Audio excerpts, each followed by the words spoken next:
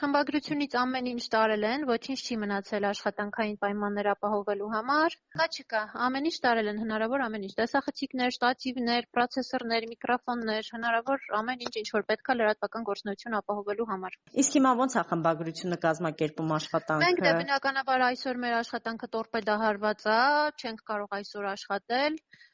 Եվ ես TV5-ի ուղիղ եթերում մեր համակիրներին դիմեցի, ինչպես գիտեք, մեր լրատվությունը ամբողջությամբ ֆինանսավորվում է մեր աջակիցների միջոցով։ Մեր աջակիցներին կոչ եմ հղել, որպեսզի եթե ունեն հնարավորություն, քանի որ այդ ամբողջ ինչ որ տարել են իրավապահ մարմինները, իրենց միջոցով էր ձեռք բերվել։ Նորից կապվեն խմբագրության հետ, եթե հնարավորություն ունենան, մինիմալ պայմանները կարողանանք ապահովել մեր մինիմալ գործունեությունը գոնե վերականգնելու համար։ Իսկ դուք որպես կայքի խմբագիր ինչպես է գնահատում իրավապահների գործողությունները, դրանց նպատակը ինչն է։ Բնականաբար ընդդիմախոսներին լրացնելու նպատակը հետապնդում, Նարեկ Սամսոնյանի ու Վազգեն Սաղաթելյանին արդեն կալանքի են տանում, այլ բան չի կարող լինել այդտեղ, քան քաղաքական հետապնդում եւ ազատ խոսքի լրացում շատ կոպիտ միջամտությամբ։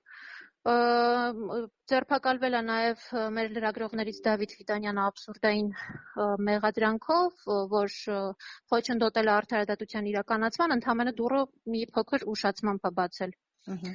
Այդպես, այլ բան չի կարող լինել, քան տեխնիկայի առգրավումն էլ ամբողջությամբ ինքնին վկայում է, որ ուզում են լրացնել իրենց հասցեին արվող օբյեկտիվ քննադատությունը,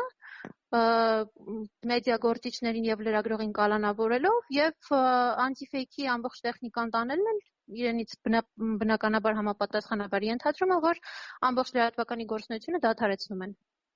Պարզ է, եւ սա փաստորեն արվեց իշխանության բարձր ներկայացուցիչի ցուցումով։ Ալեն Սիմոնյանը արդեն իսկ խոստովանել է, որ ինքն է դիմել իրավապահներին։ Սա ինչպես է գնահատում։ Ինչպես գնահատեմ, եթե իրենք վիրավորվում են իրենց հասցեին հնչող վիրավորանքներից, առաջին հերթին իրենք որպես իշխանության բարձր ներկայացուցիչներ պետք է զերծ մնան նման հայտարարություններ անելուց։ Ալեն Սիմոնյանը վիրավորական արտահայտություններ է հնչեցրել Նարեկ Սամսոնյանի ու Վազգեն Սաղաթելյանի հասցեին, իրենք էլ իրենց փոստքասթի ընթացքում համապատասխան արձագանք են տվել Ալեն Սիմոնյանին։ Ես չկրկնեմ այդ արտահայտությունը հուսամ արդեն համացանցում տարածվում է, թե ինչի մասին է խոսքը գնացել, եթե ԱԺ խոսնակ իրեն կարող է թույլ տալ նման արտահայտություն, այդ դեպքում մեդիա դեմքերը, լրագրողները ինչի պետք է զերծ մնան նման բառապաշարից։ Այդ բառապաշարը Նիկոլ Փաշինյանն է ներմուծել Հայաստանի քաղաքական կոնյունկտուրայի մեջ եւ ամբողջ պատասխանատվությունը այդ բառապաշարի գոյության կրում է գործող իշխանությունը։ Դրա համար դա այսինքն ոչ թե պատճառ է, այլ ընդհանրապես պատրվակ առիթ ընդդիմախոսներին լրացնելու համար։ Եթե անգամ հայհոյանք կամ վիրավորական արտահայտություն հնչած չլիներ, որևէ այլ պատրվակով իրենց կալանավորելու էին մեր գործունեությունը, խոչընդոտելու էին, նմանատիպ դեպքերը նախկինում էլ բազմաթիվ են եղել, Նարեկ Սամսոնյանը մի քանի քրեական գործերով անցել ու արդարացվել է։ Այսինքն, այս մի դեպքը չլիներ, մի ուրիշ պատրվակով էլի ինչ որ շինծու քրեական գործ էին հարուցելու ու այս գործընթացը նորից տեղի ունենար։ Դրա համար եկեք այդ բուն բովանդակության մեջ չմտնենք, բովանդակությունը էական չի, էականը նա, որ ուղղակի քննադատություն չի հանդուրժում այս իշխանությունը, որ իրան հռչակում է որպես ժողովրդավար, քննադատություն որևէ տեսակի չի հանդուրժում եւ ընդդիմախոսներին լրացնելու նպատակով եւ լրատվականների ազատ խոսքը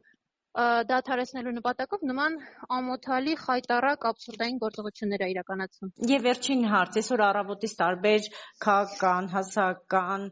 գործիչներ, իրավապաշտպաններ անդրադարձել են տեղի ունեցածին, քննադատել են, գնահատականներ տվել են, եղել է ձեզ հետ կապ դեսպանատներից, միջազգային կազմակերպություններից։ Ոչ, բացարձակ դեռ ոչ մի հետադարձ կապ չի եղել։ Ընդհակառակը մենք ենք պատրաստվում հայտարարություն անել, որպեսզի այդ մարդկանց այդ կառույցների ուշադրությունը հրավիրենք։ Ոչ մի հետադարձ կապ չի եղել իրենց մասով։ Մեզ հետ կապվել են միայն ազգային ժողովի ընդդիմադիր խմբակցության պատգամավորները, որոնք նաև հրապարակային հայտարարություններով հանդես են եկել քննչական կոմիտեի մոտ։ Մեր գործընկերներից ենք աջակցություն ստացել, բայց իրավապաշտպան կառույցներ, լրագրողական կազմակերպություններից միայն Հայաստանում ժուրնալիստների միությունն է հայտարարություն տարածել, միջազգային որևէ կառույցից որևէ արձագանք չկա։ Մենք հայտարարությունը ունենք, հայտարարության տեքստ ունենք, շուտով այդ հայտարարության տեքստը կհրապարակենք եւ կուղարկենք նաեւ